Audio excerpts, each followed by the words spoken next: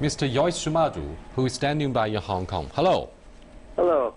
Yoichi, I believe you must have been following the development in your country very closely. Oh, sure. Yeah. The biggest concern for not only the Japanese people, the Japanese government, but also for people in your neighboring countries, Right. should be the consequences and the spread of radioactive materials, if any, from the explosion of the nuclear plants in Fukushima. Do you think the media and the public opinions have blown the issue out of proportion, or we are getting very close to the ugly truth?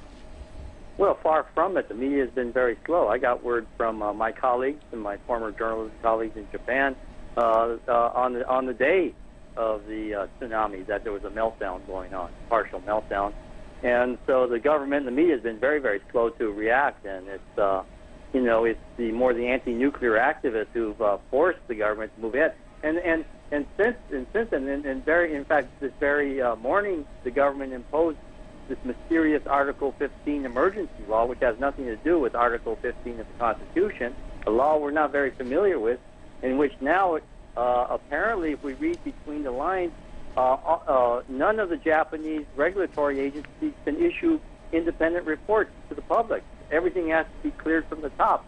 So what we're seeing is a typical cloak of secrecy we've seen with every other nuclear accident in Japan. And believe me, as an editor at the Japan Times, I had to fight this all the time, and they kept trying to muzzle us. So, the situation, I assume the media has hardly even begun to scratch the surface. How many Japanese have been hurt or received a high dose of radiation at this moment?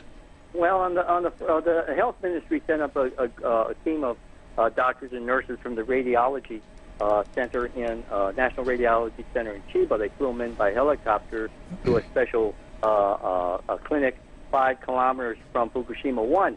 On the first day, they tested 90 people. 3 of them were found to have iodine poisoning. So, and since then, the official claim is that there's been 19 people in the subsequent 24 hours found with radiation, with symptoms of radiation in their bodies.